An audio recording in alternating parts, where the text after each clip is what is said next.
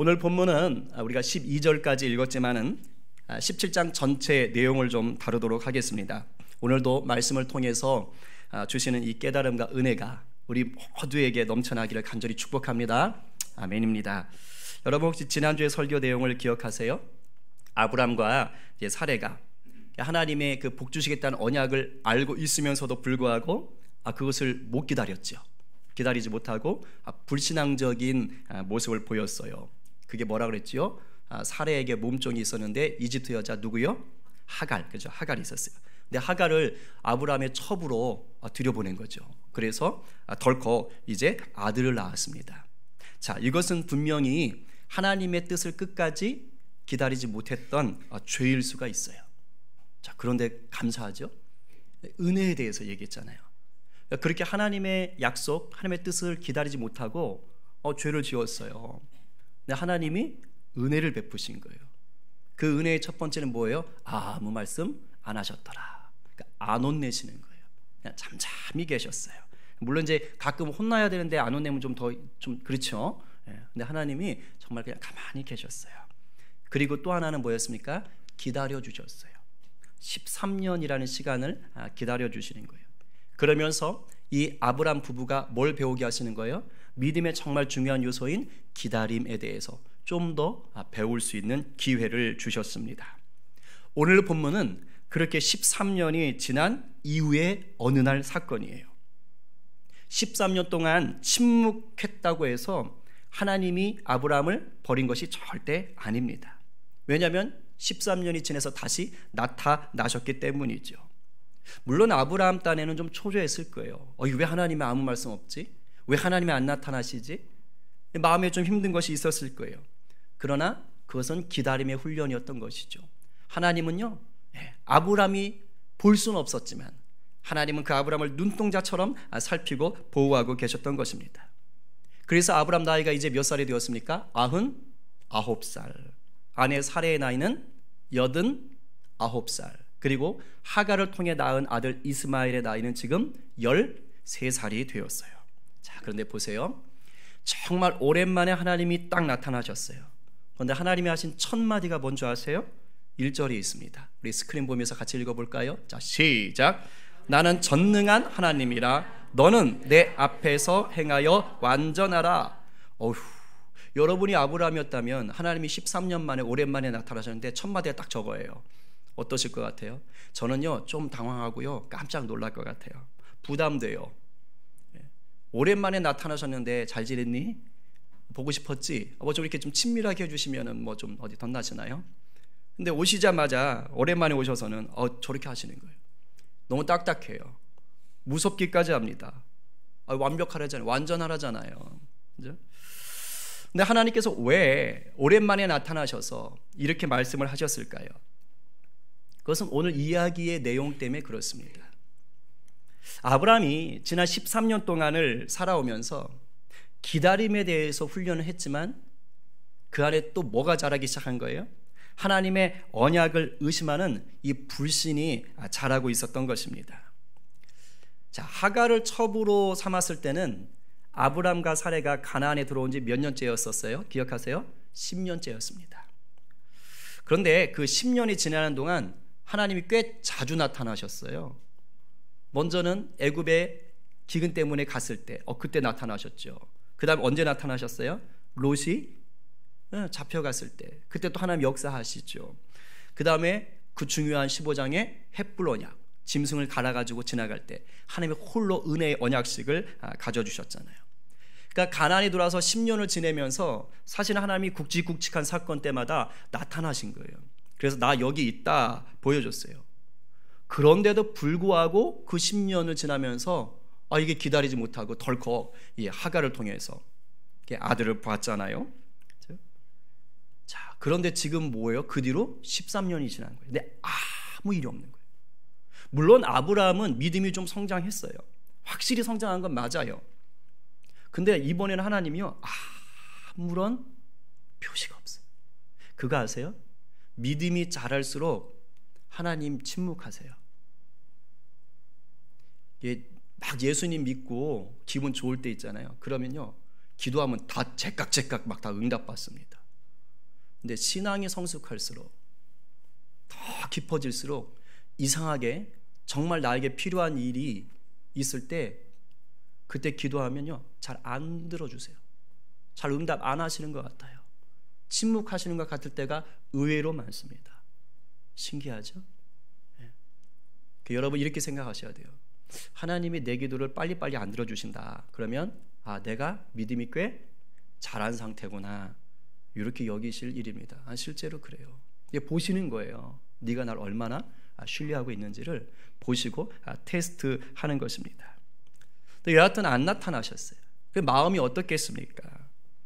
믿음이 기다림이구나 라는 것을 알지요. 머리로는 하나님이 그걸로 나를 훈련하시는구나 알지요. 그러나 의심의 씨앗이 자라는 것, 그 뿌리를 뽑지 못한 것도 사실이었던 것입니다.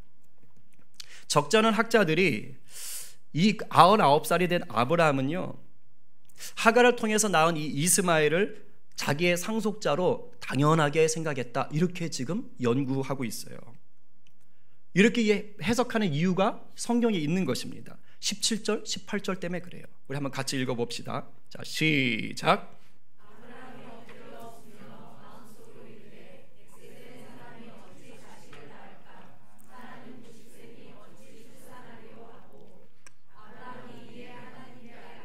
이스마엘이나 하나님 앞에 살기를 원하나이다. 요 전에 하나님께서 아브라함에게 이렇게 말씀하셨거든요. 이제 네 아내 사레를 통해서 아들을 낳을 거다, 이렇게 얘기하세요. 처음으로 얘기하는 거예요. 사레를 딱 지목해서 처음으로. 근데 이 말을 들은 아브라함의 반응이 지금 여러분이 읽은 이 17절, 18절이에요. 자, 17절에 보니까 하나님 말씀하실 때 아브라함이 엎드려서 들었는데 그 말씀을 듣고 어떻게 했다 그랬죠? 웃어버렸어요. 근데 이 웃음이요 기뻐서, 좋아서, 감사해서 웃은 것이 아닌 거예요. 왜냐하면 바로 그 다음에 뭐라고 얘기합니까? 자기가 또 아내가 너무 늙어서 이제는 자식을 낳을 가망이 없다라고 생각하고 있는 거예요. 그러니까 지금 이 17절에서 아브라함이 하나님 말씀을 듣고 웃은 것은요 어떤 웃음이에요? 믿지 못해서 그런 거예요. 어이가 없어가지고 자기도 모르게 그냥 허탈한 웃음이 피식 나와버리는 것입니다. 저는 이거 공감할 것 같아요. 만약에 하나님이 저한테 오셔가지고요, 진철아, 내년 7월 1일에 네 키가 20cm가 자라 있을 것이고 네가 그토록 원하는 그 살찌는 거, 네 몸무게가 30kg가 늘어 있을 것이다. 이 말씀 만약에 오늘 밤 해주시면 저는 아브라함처럼 반응할 것 같아요. 웃어버릴 것 같습니다. 왜냐면 제 경험상 이제 키 크기는 좀 쉽지 않을 것 같은데 그것도 모르겠어요. 그건 좀 이렇게 할렐루야 할 수 있겠는데 살은 도무지 자신이 없어요. 제가 그렇게 살쪄보려고 별 방법을 다 써봤어요. 제 아내도 얼마나 애를 썼겠습니까? 근데 고집스럽게 안 쪄요. 참 부끄럽지만 저는 이렇게 앞자리가 이걸 넘어보는 게 소원인데 이게 안 넘어가네. 보셨어요? 이게 안 돼요. 그렇게 노력을 해도 안 넘어가요. 저는 이렇게 줄지도 않고 거의 늘지도 않아요. 한 1kg 상간 왔다 갔다 할 뿐이에요. 그러니까 저에게 살이 찐다 이건 이제 다 덮어놓은 거예요. 제가 오죽하면 하나님 살찌게 해주세요, 살찌게 해주세요. 이게 뭡니까 창피하게. 그래서 제가 막 기도했다니까 하나님 앞에. 이 마음을 알려나? 정말 기도했어요. 제가 하나님 앞에. 사람들이 저보고요, 피식도 못 먹었냐, 너 불쌍해 보인다, 막 이렇게 놀려요. 하나님, 저도 좀 거기다 얼굴까지 새카맣잖아요. 그래서 막 기도했다고요. 근데 하나님이 저한테 뭐라고 하셨는지 아세요? 내 은혜가 네게 족하다. 그래서 하나님 저한테 주신 깨달음이 그거였어요. 하나님께 제사 드릴 때 바치는 제물은 살진 송아지를 드린다. 근데 너는 살진 송아지가 아니야. 너는 살진 송아지를 불 때우는 마른 장작이야. 딱 이러시는 거예요. 정말 제가 그 말씀을 듣고 화났을까요? 위로받았을까요? 위로받았어요.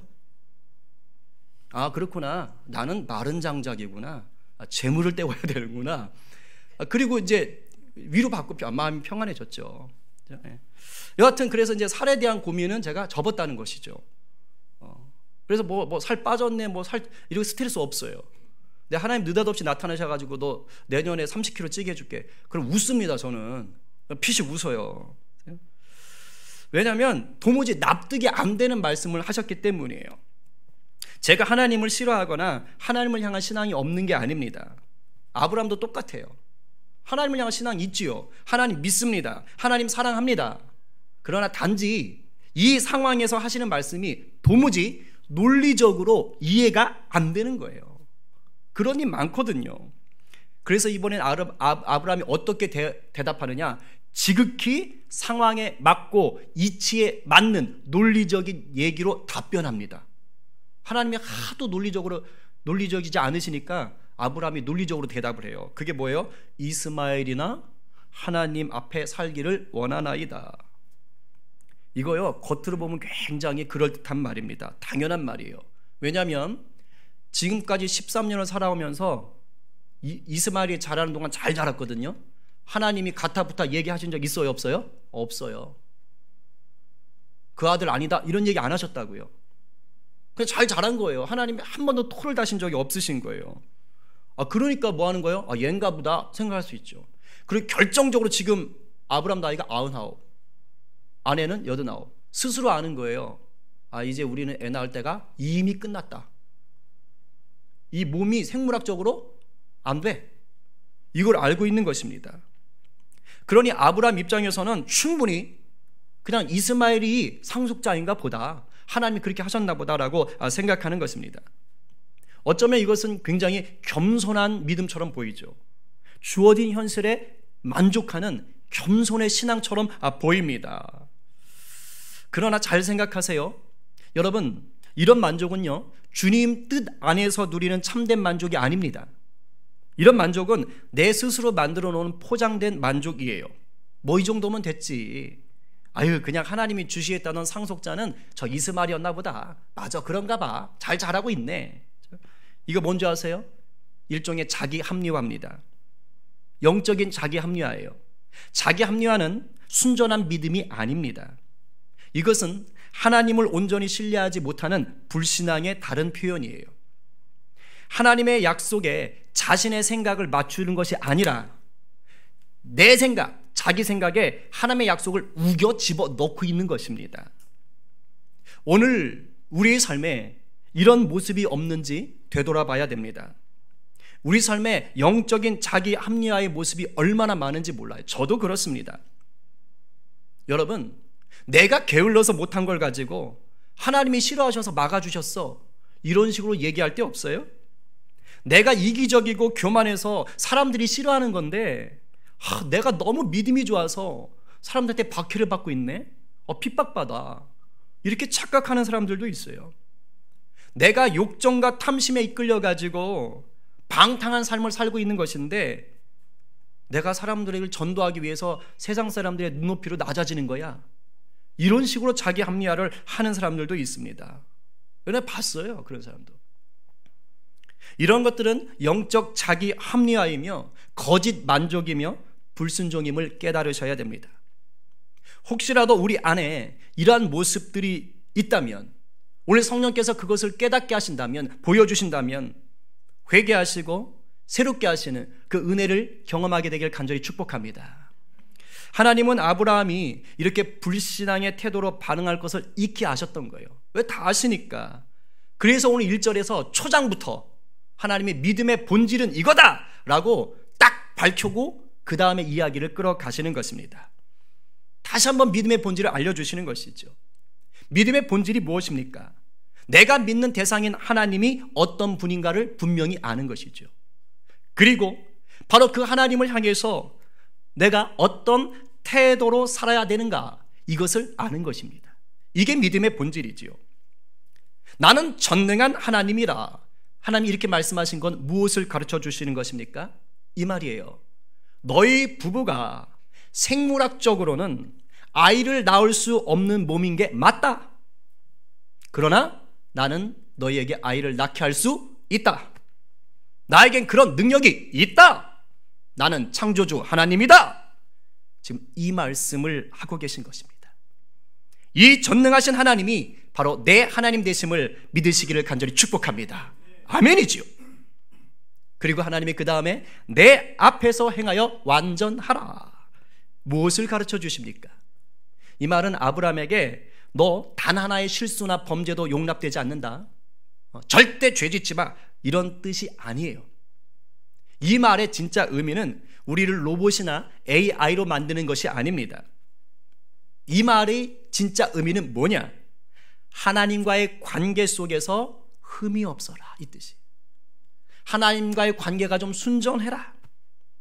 달리 말하면 하나님의 말씀을 온전히 믿고 순종하는 삶을 살아라. 여기에 중심이 있는 거예요. 죄를 하나도 지면 안 돼, 여기에 중심이 아니에요. 지금 하나님은 다시금 아브라함에게 믿음의 본질을 알려주시면서 뭐 할까요? 혼내는 거 아닙니다. 격려해 주시는 거예요. 그리고 믿음을 더 견고히 붙잡게 하시려고 이제 뭐 하시는 거예요? 언약의 증표를 주시는 것입니다. 너무 감사해요. 24년 전에 아브라함을 부르신 후에 하나님은 몇 차례에 걸쳐서 복에 대해서 말씀하셨어요. 후손의 복, 땅의 복, 하나님 나라에 대한 복, 이 복을 말씀하셨다고요.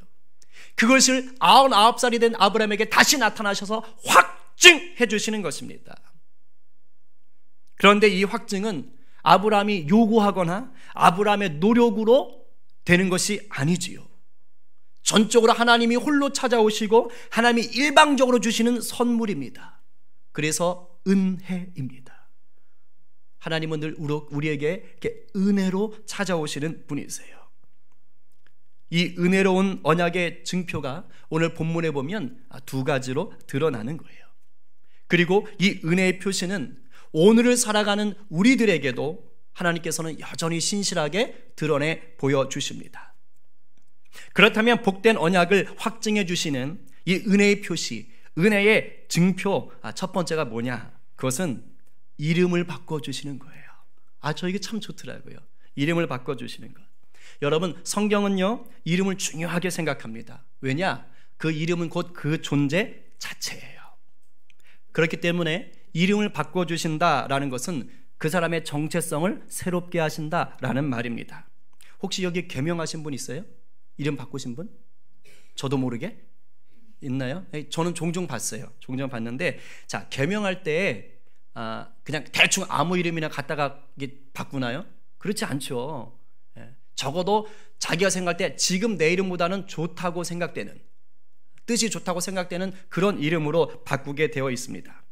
보세요. 사람이 자기 이름을 바꿀 때도 이런데 하물며 하나님께서 친히 우리의 이름을 바꿔주실 때 아무렇게나 주시겠어요? 그렇지 않아요. 특별하게 주시는 것입니다. 하나님께서 이름을 바꿔주신다라는 것은 어떤 의미냐? 내가 너를 쓰겠다. 내가 너를 특별히 쓰겠다. 특히 성경 안에서요, 하나님이 이제 이름을 직접 주시는 경우가 있고 이미 있던 이름을 바꿔주실 때가 있어요. 근데 바꿔주실 때는 하나님이 곧 새 일을 행하시는 거예요. 얼마 되지 않아서 바로 하나님께서 역사를 이루시는 것입니다. 왜냐하면 오늘도 아브라함이 이제 요 이름을 바꾸고 나서 1년 뒤에 약속의 아들을 낳잖아요. 그러니까 곧 행하시는 것입니다. 나를 하나님의 일꾼으로 사용하시겠다는 하나님의 분명한 표지가 뭐예요? 증표가 뭐예요? 이름을 바꿔주시는 것입니다. 그래서 어떻게 바뀝니까? 아브람에서 아브라함으로 바뀌죠. 아브람은 원래 존귀한 아버지라는 뜻이에요. 귀족의 혈통이다, 이런 뜻이었습니다. 그런데 5절에서 아브라함으로 바뀝니다. 어떤 뜻이라고 써 있습니까? 여러 민족의 아버지다라는 뜻입니다. 하나님께서 큰 민족을 이루게 하시다고 약속을 하셨어요. 그리고 이제는 그것을 곧 실행하겠다, 이것을 알려주는 표시입니다. 하나님의 의지예요. 그게 이름을 바꿔주는 것입니다. 그리고 아브람만 바꿔주지 않았지요. 아내 사레도 이름을 바꿔줍니다. 15절에 보니까 어떻게 바뀝니까? 사라로 바뀝니다. 근데 이 사라와 사레는 사실은 그냥 같은 말이에요. 뜻이 같아요. 공주, 왕비, 이런 뜻입니다. 그러니까 표기만 살짝 다른 것뿐이에요. 예를 들면 우리말에 넝쿨, 다른 말 뭐 있죠? 덩굴. 덩굴 아닙니다. 덩굴. 그러니까 같은 뜻인데, 같은 말인데 표기만 좀 살짝 다른 겁니다. 그러니까 하나님이 이렇게 사례와 같은 뜻이지만 발음만 조금 바뀌게 해서 의미를 더해 주신 거예요. 그게 뭡니까? 여러 민족의 어머니다라는 것이에요. 이름 중요합니다. 이름 바뀌면요, 그 안에 있는 내용들도 바뀌는 거예요. 내용도 바뀌어요. 우리 용준 형제가 요즘 추자리 막국수집에서 알바를 하고 계세요. 알바하고 있는데, 이 막국수집을 하기 전에 뭐 했는지 아세요 혹시? 그 집이? 그거 모르는 이유가 있어요. 장사가 안 됐거든요. 돌짜장집을 했어요. 근데 제가 보니까 그 돌짜장집 할 때는요, 사람보다 파리가 더 많았던 것 같아요. 이게 장사가 그렇게 안 됐습니다. 근데 지금 추자리 막국수집은 장사가 잘 돼요. 그래서 용준 형제가 굉장히 힘들어해요 요즘. 너무 장사가 잘 돼서. 그래서 저한테 와가지고, 목사님 오늘 점심 때 170 찍었어요. 막 지가 번 것도 아닌데, 그죠? 되게 좋아해요. 네? 그리고 이 돌짜장집을 하기 전에는 뭐였는지 아세요? 저도 한번 가봤는데, 아구찜, 해물탕집, 그죠? 네, 해물탕집을 했습니다. 자, 보세요. 거기 건물은 그대로 있어요. 그 자리에 건물이 그대로 있어요.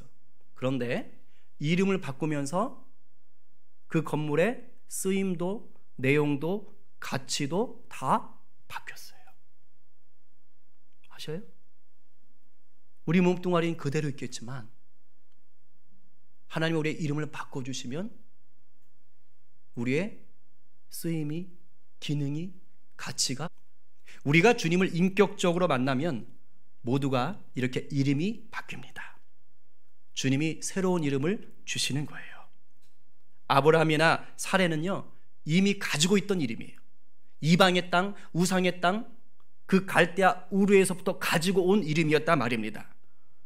근데 하나님께서 이제 때가 되시니까, 하나님의 약속을 분명하게 시행할 때가 다 되시니까 새 이름으로 바꿔주시는 것입니다.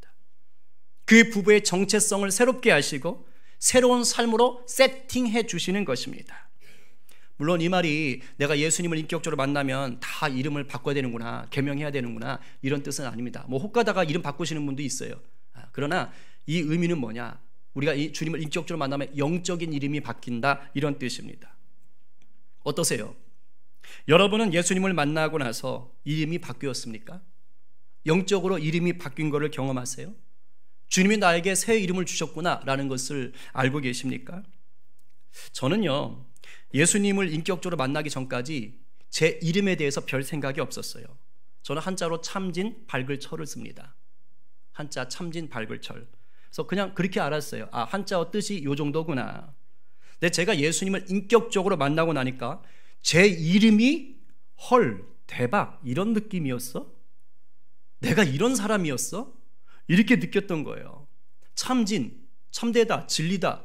어머나 세상에, 예수님이 진리지. 예수님이 참되시지. 발글철, 그렇지, 예수님이 세상을 밝게 만드는 분이시지.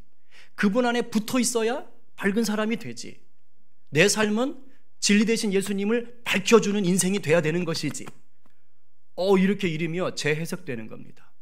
제가 얼마나 감사했는지 몰라요. 야, 내 이름에 그런 의미가 있었구나. 그래서 내가 진철이었구나. 할렐루야. 제가 목사인 게요, 딱 맞는 거예요. 참되신 예수 그리스도를 밝히고 그 삶 가운데 살아가도록 하나님이 부르신 거예요. 야, 기가 막히네, 놀랍네. 새롭게 하시는 은혜입니다. 혹시 아직도 영적으로 이름이 바뀌지 않은 분들이 계십니까? 주님은 오늘 여러분의 이름을 새롭게 하기를 원하십니다. 여러분은 복의 전달자, 복음의 통로로 삼기 위해서 그렇게 하기 원하세요. 은혜를 구하십시오. 이름을 새롭게 하시는 주님을 만나게 해달라고 여러분 간구하시기 바랍니다. 우리 모두가 우리의 이름을 새롭게 하셔서 새로운 인생을 살도록 하시는 우리 주님으로 인해서 기뻐하고 감사하게 되기를 간절히 축복합니다. 다음으로 아브라함에게 이 복된 언약을 확증해 주시는 은혜의 표시, 은혜의 증표 두 번째는 뭐냐? 할례였어요. 할례. 이 할례는 몸에 새겨주시는 확실한 약속의 증표입니다. 할례가 뭔지는 아시죠? 우리 엊그저께 보니까 시온이 엄마한테 와서, 엄마, 우리 애들 있잖아, 우리 반 애들은 뭐 포경수술을 벌써 다 했다 막 이러면서 막 하는데 그겁니다. 그거예요. 요즘 애들 참 이상해요. 저는 어릴 때 그런 말 못했거든요, 부모님한테 창피해서. 요즘 참 이게 달라진 것 같아요. 자, 근데 여기서 할례라는 제도는 최근에 있던 게 아니에요. 이미 오래전부터 있었어요. 그리고 이스라엘 사람들에게만 있었던 것도 아닙니다. 세계적으로 볼 때 할례라는 의식을 가지고 있는 민족은 꽤 많습니다. 그리고 아브라함이 살고 있던 그 가나안 땅 주변 민족들도요, 할례 의식을 행하고 있었어요. 그래서 뭐 성년식을 할 때나 아니면 자녀를 많이 낳아야겠다는 어떤 다산의 의식을 가지고 또는 결혼 예식으로 이런 할례 의식을 치렀습니다. 아이들한테도 할례 의식을 했어요. 일단 좀 종교적인 의미가 들어갔다고 합니다. 그러니까 아브라함도 주변 민족들이 할례 행하는 것을 다 알고 있었어요. 보고 있었습니다. 그런데 지금 하나님께서 뭐 하는 거예요? 바로 그걸 너에게 행하라 라고 얘기하시는 거예요. 하지만 여러분 착각하지 마십시오. 이것이 이방 나라의 풍습을 그대로 들여오는 것 아닙니다. 이 세대를 본받지 말고 했는데 그럼 이 세대를 본받는 건가? 그런 것 아닙니다. 하나님께서는 하나님의 일을 행하실 때 어떻게 하시느냐? 기존에 인간들이 누리는 문화를 사용해서 하나님의 은혜를 전달하는 도구로 사용하시는 거예요. 우리가 흔히 접할 수 있는 것들을 하나님이 재해석해 주시는 것입니다. 이름을 바꾸는 것도요, 이미 여러 민족들이 행하고 있던 것이었어요. 그러나 하나님이 사용하시면 의미와 깊이와 질이 달라지는 것입니다. 할례도 바로 그런 맥락이에요. 다른 나라의 성년식이나 다산을 바라는 주술적인 의미가 아닙니다. 아브라함에게 행하라고 하시는 이 할례는 복을 주시기로 약속하신 하나님께서 맹세의 증표로 몸에 새겨주시는 거예요. 자, 그러면 이런 생각을 해야 돼요. 왜 하필 할례를 언약의 증표로 택했을까? 아프잖아요. 잘 안 보이고. 왜 남자의 생식기에 상처를 내는 그 의식을 하나님은 언약의 증표로 삼으셨을까? 여기 하나님의 특별한 의미가 담긴 거예요. 왜 그러냐면 할례를 행한 그 신체 부위를 통해서 뭐가 이어집니까? 생명이 나오잖아요. 그 신체 부위만을 통해서 생명을 낳을 수 있는 거예요. 하나님이 지금 아브라함과 맺은 이 언약은 아브라함과만 맺은 게 아니거든요. 오늘 본문 보십시오. 후손들과도 맺은 언약입니다. 그래서 7절에 영원한 언약이다라고 하나님이 말씀하시는 거예요. 그럼 후손들을 계속 봐야 되잖아요. 그럼 자녀를 낳아야죠. 후손을 보기 위해서는 남편과 아내가 사랑의 관계를 맺는 거예요. 그러면 어떻게 되는 거예요? 사랑의 관계를 맺을 때마다 뭘 기억하는 거예요? 할례받은 그 상처를 보면서 아하, 하나님께서 우리에게 복 주시마 약속하셨지. 이걸 기억하게 되는 겁니다. 근데 이상한 게 있어요. 제가 본문을 보면서 좀 이상했던 것이 있어요. 자, 보세요. 어차피 언약은요, 하나님의 언약의 후손은 누굴 통해서 흘러가게 되어 있죠? 이스마엘이에요? 아닙니다. 이삭입니다. 자, 그럼 보십시오. 이삭을 통해 흘러갈 거면 내년에 이삭이 태어난 후에 아브라함과 이삭만 할례를 받으면 되잖아요. 근데 지금 하나님이 어떻게 하십니까? 이삭이 태어나기 전 1년 전에 아브라함뿐만 아니라 하가를 통해 태어난 이스마엘, 거기다가 그 집에 있는 모든 남자, 심지어 돈 주고 사온 이방의 종들까지도 다 할례를 받으라고 시키는 것입니다. 왜 이랬을까? 어차피 하나님의 언약은 이삭을 통해서만 흘러가는데 왜 그 집안 남자들에게 모두 할례를 받게 했을까? 지금부터는 조금 중요한데 잘 들으세요. 신약의 관점으로 이걸 보셔야 돼요. 창세기 12장 2절에서 하나님이 처음 아브라함 부를 때 이렇게 말씀하셨어요. 어떻게 말씀하셨냐면 너로 큰 민족을 이룰 것이다. 너로 큰 민족을 이룰 것이다.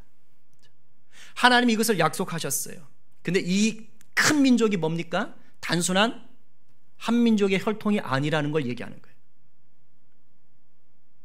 아브라함의 한 민족의 혈통이 아니어도, 한 가족의 혈통이 아니어도 복받을 수 있다라는 것을 상징적으로 지금 보여주기 위해서 이스마엘뿐만 아니라 그 종들까지도 다 할례받게 하시는 것입니다.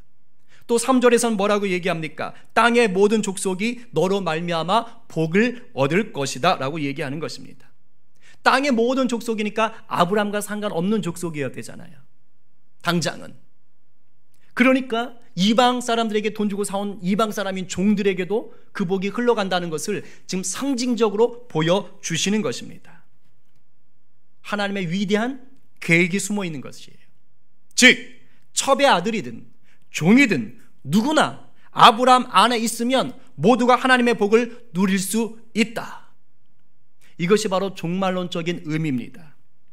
예수님을 구세주로 믿는 자는 이스라엘 백성뿐만 아니라 그 누구나 영적으로 아브라함의 후손이 된다. 그래서 예수 믿는 자는 누구나 아브라함에게 주신 천국 백성의 복을 누릴 수 있다. 이걸 지금 창세기에서 미리 하나님이 보여주시는 것입니다. 그리고 사도 바울이 로마서 4장 16절에서 이렇게 설명해 주고 있습니다. 우리 다 함께 읽어봅니다. 시작.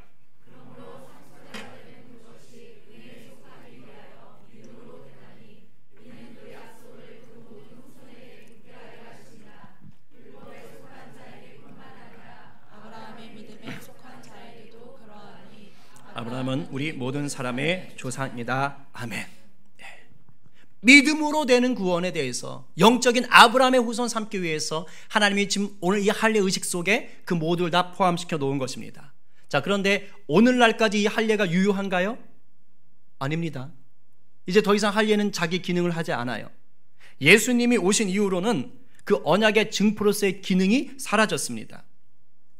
그래서 사도 바울이 갈라디아서 5장 6절에서 얘기했어요. 우리 지난번 갈라디아 배울 때 얘기했죠. 그리스도 예수 안에서는 할례나 무할례나 효력이 없으되 무엇으로? 사랑으로서 역사하는 믿음뿐이니라. 하나님의 사랑, 그리스도의 사랑 가운데에서 역사되는 그 믿음, 그 믿음만이 중요하다라고 얘기하는 것입니다. 몸의 할례가 중요한 것이 아니라 믿음이 중요하다는 것이에요. 그래서 예수님이 오신 이후로는 더 이상 할례는 의미가 없고 예수 믿는 사람들이구나 라는 것을 인정하는 의식으로 이제 뭘 행하지요? 할례 대신에 세례를 행하는 것입니다. 세례를 행하는 것이에요. 세례를 행함으로 이 사람이 천국의 백성이 되었구나라는 걸 공식적으로 증명해 보여주는 겁니다. 증표의 증표. 그러나 이 세례도 증표일 뿐입니다. 세례를 받는 것 그 자체가 천국 백성을 만들어주는 것은 절대 아닙니다. 그래서 성경에서는 뭐라고 얘기합니까? 우리에게 정말 필요한 것은 몸의 할례가 아니라 어디의 할례를 받아야 된다고요? 마음의 할례를 받아라. 신약적으로 말하면 마음의 세례가 중요하다라는 거예요. 하나님은 육체적으로는 할례를 받았지만 하나님을 떠났던 이스라엘 백성들에게서 야, 나 너희들 싫어 이렇게 말해요. 그래서 마음의 할례를 받아야지 라고 얘기하는 것입니다. 그게 참 믿음의 태도라고 얘기하는 거예요. 세례도 똑같습니다. 머리에 물만 끼얹으면 뭐예요? 침례 받으신 분 있나요? 물속에 몸만 들어갔다 나오면 뭐합니까? 우리의 심령이 예수님의 보혈로 씻음받지 못했다면 아무 소용없는 것입니다. 정말 중요한 것은 예수님의 보혈로 씻음받아 우리들의 마음이 누구의 통치를 받아야 돼요? 성령님의 다스림을 받아야 되는 것입니다. 그럴 때 우리의 삶에는 영적인 할례의 증표, 영적인 세례의 증표들이 넘쳐나게 돼요. 오늘 셀 모임 두 번째 문제인데요. 영적인 할례의 증표, 영적인 세례의 증표라는 게 뭘까요? 그것은요, 하나님의 약속, 하나님의 살아계심을 내가 경험하면서 하나님이 나에게 주신 어떤 흔적들이에요. 내가 그래서 그 사건이나 그 물건이나 어떤 내 몸에 있는 어떤 흔적을 딱 보면 아, 그렇지. 그때 하나님 나한테 이런 약속하셨지. 아, 그렇지. 그때 하나님이 나한테 살아계신 하나님으로 나타나셨지. 이것을 경험하게 하는 것입니다. 이걸 기억하게 해주는 거예요. 마음에 할례 받은 자, 마음에 세례 받은 자들에겐 하나님이 때를 따라서 그러한 은혜를 주시는 거예요. 저 같은 경우는 제가 근무했던 경화여고가 바로 그런 흔적입니다. 그런 마음의 할례의 증표가 돼요. 마음의 세례의 증표가 돼요. 왜냐하면 그 학교는 제가 기도 중에 하나님의 환상을 보여주시고 그 응답으로 간 학교이기 때문이에요. 그리고 제가 그 학교의 교직 생활을 했기 때문에 그를 통해서 제가 20살에 꿈꾸었던 목회자의 길을 걷게 되었어요. 그 교직 생활이 없었다면 제가 20살에 꿈꿨던 이 목회자로서의 꿈은 열리지 않았을 것 같아요. 아마 여러분들 중에도 이러한 영적인 할례의 증표들이 있을 것입니다. 그런 분들은 한번 셀 모임 때 잘 나눠보시기 바랍니다. 이제 슬슬 마무리하려고 합니다. 여러분, 국회의원이 되면 여기다 뭘 달지요? 배지 달아요. 굉장히 자랑스럽게 맨 아침마다 광내나 봐. 이렇게 배지 달아요. 요즘 국회의원이 아니라 시의원만 되셔도 배지를 달더라고요. 이장님, 시의원들이 그렇게 막 힘주시는구나. 아이고야. 저는 아주 그냥 그게 국회의원 배지인 줄 알았어요. 이 배지가 뭘까요? 일종의 증표입니다. 증표예요. 자, 그런데 우리가 뉴스를 봐서 알지만 국회의원들이나 시의원들이 정말 이름값도 못하는 분들이 많지요. 우리 얼마 전에 봤잖아요. 그 외국 나가가지고 막 폭행하고. 아유, 너무 많아요. 그죠? 막 국회에서 막 싸우고. 아우, 저는 용역인 줄 알았어요. 용역. 그죠? 용역 깡패 이런 거잖아요. 그런 분들이 있는 거예요. 이분들 뭡니까? 국회의원 배지, 시의원 배지를 부끄럽게 만드는 분들인 거예요. 자, 여러분, 우리는 크리스천이라는 이름을 가진 자들입니다. 어떻게 살고 계십니까? 우리는 예수님을 믿어서 영적인 아브라함의 후손이 된 자들입니다. 어떻게 살고 계십니까? 주님께서 우리의 이름을 새롭게 하시고 영적인 할례, 천국 백성 된 증표들을 아마 한두 개 정도는 다 경험하게 하셨을 거예요. 그리고 이것은 우리의 노력이 아니라 하나님의 은혜로 받은 것입니다. 그럼 이제 어떻게 살아야 돼요? 이름값 하며 살아야 되는 거예요. 이름값 하며. 이름값. 내가 경험했던 예수 체험의 증표가 부끄럽지 않게 만들어야 되는 것입니다. 그러기 위해서 오늘 우리에게 주시는 하나님의 메시지가 뭐예요? 1절이에요. 전능하신 하나님 앞에서 너희도 행하여 완전하라. 우리가 완전하게 힘써야 되는 것입니다. 달리 말하면 하나님 말씀에 절대적으로 순종하기를 애써야 되는 것입니다. 도전해야 되는 것이죠. 물론 또 흔들릴 수 있어요. 또 의심할 수 있고 실수할 실패할 수 있습니다. 하지만 그럴 때 그러더라도 오늘은 뭐 해야 되는 거예요? 도전하는 것입니다. 오늘은 도전하는 거예요. 그래서 우리를 복의 전달자로 삼아주신 그분의 뜻을 따라서 예수의 복음, 예수의 사랑을 또 전하는 것입니다. 넘어질 때 넘어지더라도 오늘 다시 하나님께 앞에서 내가 순종하는 모습이 중요한 것입니다. 하나님의 약속을 기다리다가 지쳐서 다시 의심이 쌓여가던 아브라함에게 하나님이 13년 만에 나타나셨어요. 그리고 복을 다시 확인해 주시면서 하나님이 증표를 주시고 할례를 명령하셨습니다. 자, 하나님이 할례를 명령하셨을 때 아브라함이 어떻게 했을까요? 아플 것 같은데요? 이랬을까요? 내년에 하면 안 될까요? 이랬을까요? 아니요. 즉시 순종합니다. 즉시 순종해요. 비록 하나님 말씀을 들으면서 중간에 피식 웃으면서 불신앙적인 모습은 보였지만 하나님의 말씀이 다 끝났을 때에는 다시 믿음 위에 굳게 서 있는 아브라함이 되었어요. 그리고 즉시 순종합니다. 우리 창세기 17장 23절만 세번역 성경을 한번 읽어볼게요. 큰 소리로 시작. 바로 그날에 아브라함은 자기 아들 이스마엘과 집에서 태어난 모든 종과 돈을 주고 사온 모든 종 곧 자기 집안의 모든 남자와 함께 하나님이 말씀하신 대로 포피를 베어서 할례를 받았다. 언제요? 바로 그날에 말씀하신 대로 하나님이 원하는 것이 바로 저거예요. 하나님은 저걸 원하시는 거예요. 저 중심. 실수할 때 하더라도, 넘어질 때 넘어지더라도 오늘 하나님이 다시 말씀하시면 또 도전하는 것입니다. 이것이 오늘 우리가 걸어가야 될 믿음의 여정입니다. 오늘도 우리에게 찾아오셔서 이름을 새롭게 하시고 은혜의 표시를 더하시는 주님 앞에 감사드리십시다. 그리고 다시금 힘을 내서 말씀대로 순종해 보십시다. 그럴 때 이기게 하시는 주님의 은혜가 우리 모두를 덮어주실 줄로 믿습니다.